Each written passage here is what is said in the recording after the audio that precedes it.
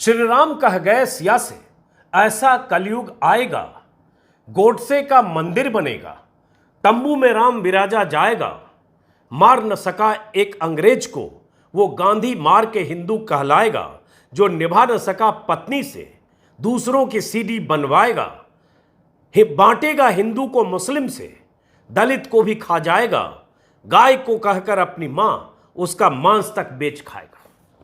ये चंद लाइनें जो कविता की शक्ल में है, लेकिन ये कविता नहीं है, ये आक्रोश है, ये गुस्सा है। इस आक्रोश के निशाने पर, इन लाइनों के निशाने पर कौन है? कुछ अंदाजा लगा पा रहे हैं? किसने लिखा होगा और क्यों जिक्र कर रहा हूं? अंदाजा लगाइए और अगले 10 मिनट तक इस वीडियो को गौर से सुनिए। आपको समझ में आएगा कि किसी के कहे का क्या मतलब होता है और उसके बाद उसकी करनी का क्या फर्क होता है। इस कविता नुमा आक्रोश के निशाने पर बीजेपी है, बीजेपी की विचारधारा है, आरएसएस है, बीजेपी के शीर्ष पुरुष प्रधानमंत्री मोदी हैं, उनकी पार्टी है। लिखने वाला कौन है और क्यों जिक्र कर रहा हूं? लिखने वाला वो शख्स है जो आज बीजेपी का प्यारा है, बीजेपी का दुलारा है, लेकिन कई सालों तक बीजेपी को टारगेट पर रखकर अमित शाह और प्रधानमंत्री मोदी के प्रति ऐसे शब्दों का इस्तेमाल करता रहा है, जो शब्द, जिसके ट्वीट्स, जिसके बयान आगे मैं सुनाने जा रहा हूं, उससे पहले आपको बता दूं, इस शख्स का नाम है हार्दिक पटेल। पटेलों के युवा नेता, उम्र करीब 29 साल, कांग्रेस के कार्यकारी अध्यक्ष रहे, चिट्ठी लिखकर इस्तीफा दिया।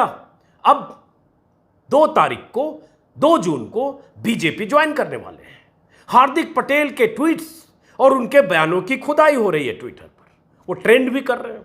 तो हमारी रिसर्च टीम ने भी कुछ निकाला कि हार्दिक पटेल आखिर 5-6 सालों से क्या बोलते रहे।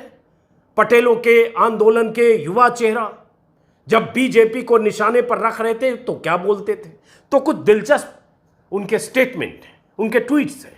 और आज के दौर में जो कह रहे हैं वो है, गौर से सुनना इसलिए जरूरी है क्योंकि एक नेता अवसरवादी बनता है, मौके की तलाश में दल बदलता है, तब वो क्या कहता है और उसके विचार पहले क्या होते हैं, सुनिए।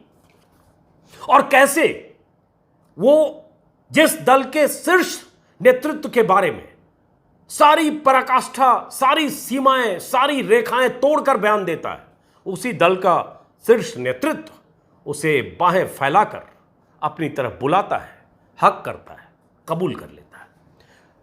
ये जो कविता नुमा आक्रोश है, ये लिखा था हार्दिक पटेल ने नवंबर 2017 में गुजरात चुनाव के वक्त में। और उस वक्त हार्दिक पटेल ने 17 में, उसके बाद भी क्या क्या लिखा, कुछ हिस्से और सुनाता हूं। 2017 के मार्च का ट्वीट है हार्दिक पटेल का, सिलसिलेवार। ऐसा लगा कि 29 मार्च को हार्दिक पटेल के भीतर तूफान आ गया बीजेपी के खिलाफ, खास करके अमित शाह के खिलाफ। उनका गुजरात दौरा होने वाला था शायद। 5 ट्वीट की लाइनें सुनाता हूं, वन लाइनर है। बलात्कारी जनता पार्टी के राष्ट्रीय अध्यक्ष अमित गो बैक, 29 मार्च का ट्वीट है। महिलाओं की जासूसी करने वाले अमित गो बैक, भ्रष्टाचार को खत्म करने के वादे को जुमला बताने वाले अमित गो बैक, युवाओं पर गोली चलाकर जनरल डायर का रूप लेने वाले अमित गो बैक हैशटैग था। यह हैशटैग क्रिएट किया था हार्दिक पटेल ने अमित शाह की गुजरात यात्रा के खिलाफ। आजाद हिंदुस्तान में युवाओं को देशद्रोह और देशभक्ति का सर्टिफिकेट बांटने वाले अमित गो बैक। न हिंदू खतरे में है, न मुसलमान खतरे में है, सच तो यह है कि भाजपा की दुकान खतरे में है, अमित गो बैक। ये सारे ट्वीट्स, ऐसे दर्जनों ट्वीट्स हार्दिक पटेल के, एक ही दिन के, एक ही दौर के। एक और ट्वीट है जो उसके कुछ दिन बाद का है, और उसके बाद मैं बताऊंगा कुछ और दिलचस्प बात जो उन्होंने ट्वीट में लिखा। एक ट्वीट है 6 जनवरी 2018 का, स्क्रीन पर सारे आप देख पा रहे हो। देश का असली दुश्मन दूसरों को गद्दार बोलकर अपना दाग छुपा लेता है। अक्षरधाम मंदिर जैसे कई आतंकी हमले का आरोप मुसलमानों को पर थोपकर उनको जेल भेज दिया। वो सभी मुस्लिम निर्दोष बरी हुए, फिर वो हमले किए किसने? यानी देश का असली आतंकी दूसरों को आतंकी बोलकर अपना आतंक छुपा लेता है।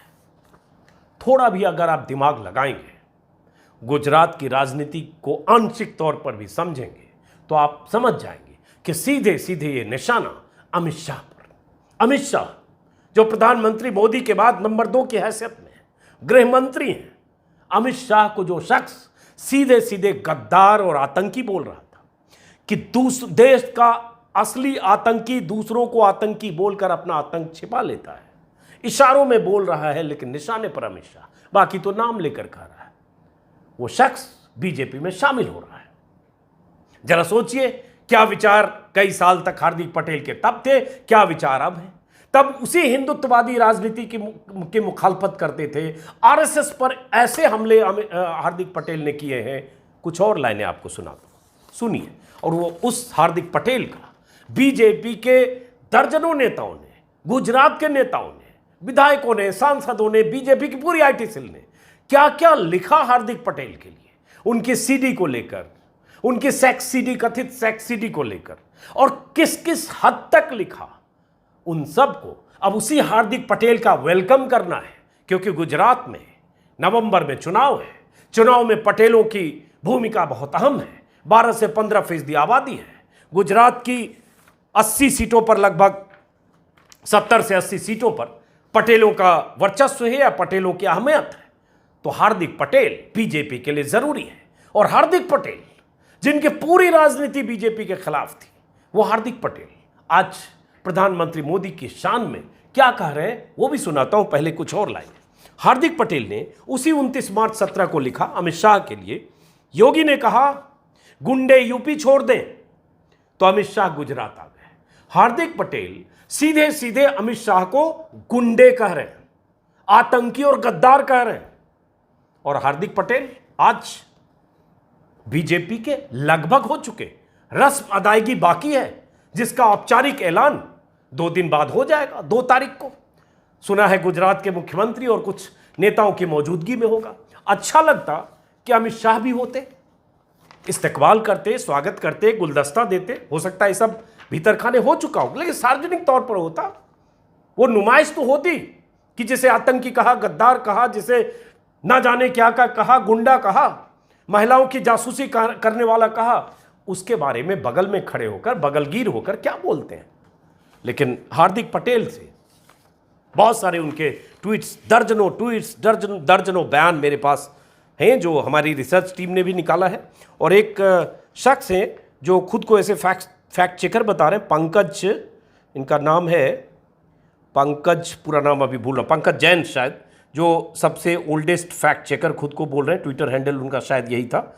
उन्होंने बहुत सारे ट्वीट इनके निकाले हैं, वो भी लगातार इनके ट्वीट को ट्विटर पर डाल रहे हैं। बहरहाल, तो उनके कुछ और ट्वीट जो समय समय पर लिखते रहे, जब वो कांग्रेस के वर्किंग प्रेसिडेंट थे, वर्किंग प्रेसिडेंट होने से पहले कांग्रेस के हिमायती थे, मोदी के और अमित शाह के विरोधी थे, तब क्या लिखते थे। जैसे हार्दिक पटेल ने 2018 का एक ट्वीट है, प्रणब दादा ने आरएसएस और बीजेपी वालों को कल घर जाकर सब कुछ सिखाया, फिर भी आरएसएस और बीजेपी वाले सुधरने का नाम नहीं ले रहे हैं। किसान आंदोलन के वक्त हार्दिक पटेल बहुत मुखर थे और उसके पहले भी लगातार किसानों के मुद्दे पर बीजेपी को किसानों का विरोधी कहते रहे। स्क्रीन पर आप ट्वीट्स देखते जाए।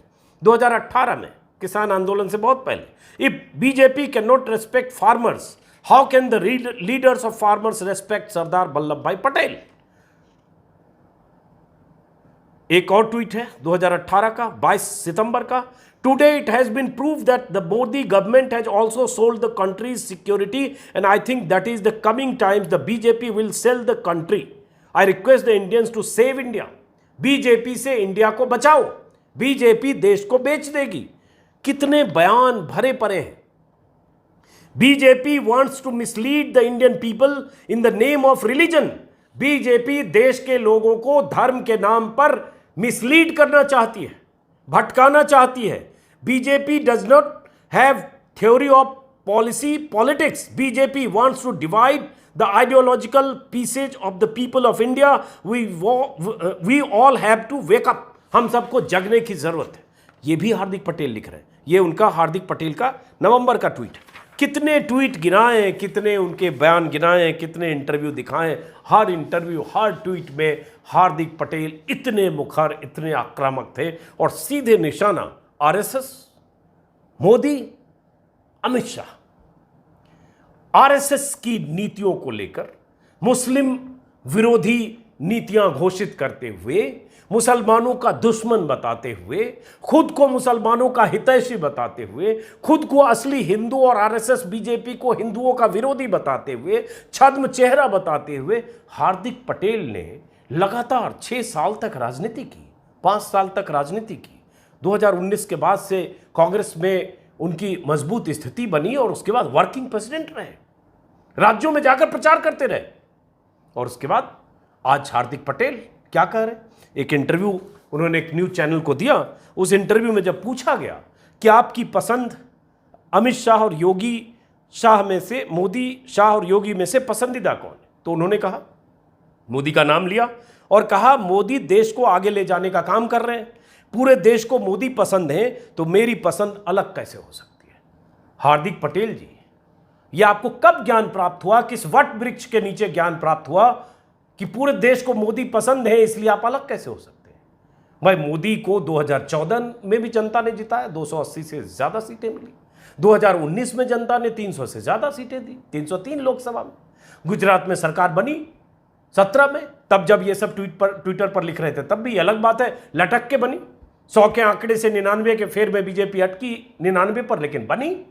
लेकिन 2019 में तो 300 पार। अभी यूपी में जबरदस्त बीजेपी को कामयाबी। 2019 के बाद भी आप ऐसे आक्रामक थे और उसके बाद आज आप ऐसी बातें कर रहे हैं। आज आप कह रहे हैं कि मोदी को पूरा देश पसंद करता है, तो आप उनसे अलग कैसे हो सकते हैं? तो तब कैसे अलग थे? तब कैसे प्रधानमंत्री मोदी और अमित शाह को लगातार निशाने पर रखते हुए न जाने क्या क्या कह रहे थे? सीडी का जिक्र शुरू में जो मैंने किया, कविता नुमा जो ट्विटर पर लिखा है, 17 नवंबर 1917 को हार्दिक पटेल ने शुरू में जिसका जिक्र किया, स्क्रीन पर फिर से लगा रहा हूं। इसकी जो लाइनें हैं जिसमें कह रहे हैं, मार न सका एक अंग्रेज को, वो गांधी मार के हिंदू कहलाएगा। किसके लिए है सोच लीजिएगा। जो निभा न सका पत्नी से, दूसरों की सीडी बनवाएगा। किसके लिए है जरा सोच लीजिएगा। मैं जिक्र नहीं कर रहा। दूसरों की सीडी बनवाएगा क्योंकि इनका सेक्स सीडी आया। जो निभा न सका पत्नी से, कौन आप समझ सकते हैं। बांटेगा हिंदू को मुस्लिम से, दलित को भी खा जाएगा। गाय को कहकर अपनी मां उसका मांस तक बेच खाएगा। इतनी बड़ी बात प्रधानमंत्री मोदी के लिए सीधे तौर पर हार्दिक पटेल ने कही। वही हार्दिक पटेल आज कह रहे हैं कि पूरा देश अगर मोदी को पसंद करता है तो हम मोदी से अलग कैसे हो सकते हैं। इतना ही नहीं, हार्दिक पटेल 3 साल पहले अयोध्या भी गए। अयोध्या जाकर भी उन्होंने बीजेपी पर हमला किया, योगी पर हमला किया। और बार बार मैं जिक्र कर रहा हूं, जो आरएसएस की नीतियों की मुखालफत करता हो, जो आरएसएस के हिंदुत्व को, बीजेपी के हिंदुत्व को देश विरोधी और हिंदू विरोधी बताता हो, मतलब उसकी पूरी राजनीति, उसकी पूरी पॉलिटिक्स, वो उस पॉलिटिक्स के खिलाफ थी जिस पॉलिटिकल मंच को, जिस पिच को हार्दिक पटेल आज ज्वाइन कर रहे हैं। या तब उन्हें वहीं लगा कि कुछ हासिल हो सकता है, इसलिए वहां ऐसी बात कर रहे थे। और आज कह रहे हैं मोदी उन्हें पसंद है क्योंकि पूरा देश पसंद करता है। वैसे जब पूरा देश पसंद करता है कि बात करते हैं तो आंकड़ों की भी बात होनी चाहिए। इसमें कोई शक नहीं कि बीजेपी को 300 से ज्यादा सीटें 2019 में मिली। इसमें कोई शक नहीं कि यूपी में भी बीजेपी फिर से जोरदार बहुमत के साथ वापस आई है। लेकिन बीजेपी के वोट का पीक लोकसभा में, टोटल वोट अगर उस हिसाब से देखेंगे तो लगभग 37%। विधानसभा में यूपी में भी पीक देखेंगे। लोकसभा 2019 में यूपी का पीक देखेंगे तो 50%। लोकसभा 2019 में यूपी में मिले वोटों की बात कर रहा हूं। तो इसका मतलब बाकी वोटर जो बच गए 50 से 60%, अलग अलग चुनाव के हिसाब से, उनकी पहली पसंद मोदी नहीं है, उनकी चुनावी पसंद मोदी नहीं है, वो मोदी को वोट नहीं देते। तो इसलिए पहले तो इस थ्योरी को अलग करिए। लेकिन असली बात अवसरवादिता की है। और असली बात यह है कि जो नेता बीजेपी को गाली देते हैं और वो अगर बीजेपी में शामिल हो जाए तो बीजेपी ऐसे गलवहियां करती है, क्योंकि बीजेपी के लिए साम दाम दंड भेद हर तरह से चुनाव जीतना मायने रखता है। बहुत लंबी कहानी है, बहुत ऐसे किरदार हैं। अगर यूपी के बीते 8 सालों में देखेंगे, यूपी में तो, बंगाल में देखेंगे तो मुकुल रॉय जैसा शख्स जिन पर आरोप था करप्शन का, भ्रष्टाचार का, जिनकी गिरफ्तारी के लिए मुहिम चलाते थे बीजेपी नेता, जब बीजेपी में आए तो प्रिय बने, राष्ट्रीय उपाध्यक्ष बने। वही मुकुल रॉय, अलग बात है बीजेपी छोड़कर चले गए, फिर से वापस वहीं जहां से आए थे, टीएमसी में। शुभेंदु अधिकारी जो बीजेपी के कर्ता धर्ता है, ऐसे ही बीजेपी के निशाने पर होते थे क्योंकि करप्शन के आरोप थे। बीजेपी में आ गए, पाक साफ हो गए, आज भी बीजेपी में है। तो ऐसे दर्जनों, तो लोग हंसी मजाक में, व्यंग में कहते हैं बीजेपी के पास एक वॉशिंग मशीन है। चाहे वो करप्ट हो, चाहे बीजेपी के खिलाफ बोलता रहा हो, चाहे बीजेपी का घोषित दुश्मन रहा हो, चाहे मोदी अमित शाह को लेकर उलूल जलूल बोलकर सारी सीमाएं तोड़ता रहा हो, लेकिन बीजेपी में आ गया, उसकी जरूरत अगर है, उसका वोट अगर है, तो ये सारे 7 खून भी माफ है और धुलाई सफाई के लिए उस वॉशिंग मशीन से बस धुल कर निकल जाना है। तो हार्दिक पटेल धुल कर निकल गए। लेकिन जरा सोचिएगा, जिन नेताओं को आप चुनते हैं, चाहे किसी भी पार्टी में कोई भी आता हो, उनके अवसरवाद को सोचिएगा, उनकी विचारधारा क्या होती है, वो कैसे सिर्फ कुर्सी और सत्ता के लिए जाते हैं, जो खुद को सेवक और जनसेवा के लिए आने की बात करते हैं, उनके दरअसल उनको क्या चाहिए होता है। हार्दिक पटेल ने लंबी चौड़ी चिट्ठी लिखी, इस्तीफे की चिट्ठी सोनिया गांधी को। कुछ वाजिब सवाल हो सकते हैं, कुछ गैर वाजिब सवाल हो सकते हैं, उसके विस्तार में मैं नहीं जा रहा हूँ। उनकी उपेक्षा की गई हो सकती है, उन्हें कुछ उनकी अपेक्षाएं हो सकती है, मुद्दा वो नहीं है। मुद्दा ये है कि हार्दिक पटेल का विचार क्या है। ये कहते हैं ना, तुम्हारी पॉलिटिक्स क्या है पार्टनर, तुम्हारा विचार क्या है पार्टनर। तो एक तो हार्दिक पटेल और उससे बीजेपी, जो सीधे शीर्ष पुरुष को गालियां दे चुका हो, जो अमित शाह को गुंडा कह चुका हो, आतंकी और गद्दार कह चुका हो, उसका स्वागत ठीक 2 दिन बाद यानी 2 जून को बीजेपी में हो रहा है। तो फिलहाल राजनीति को समझिए, मतलब का खेल है, बाकी सारी बातें हैं। मेरे पास ट्वीट तो बहुत सारे हैं, ये सबको सुनाने लगूंगा तो वक्त बहुत गुजरेगा। मतलब और मकसद आप समझ गए। नमस्कार।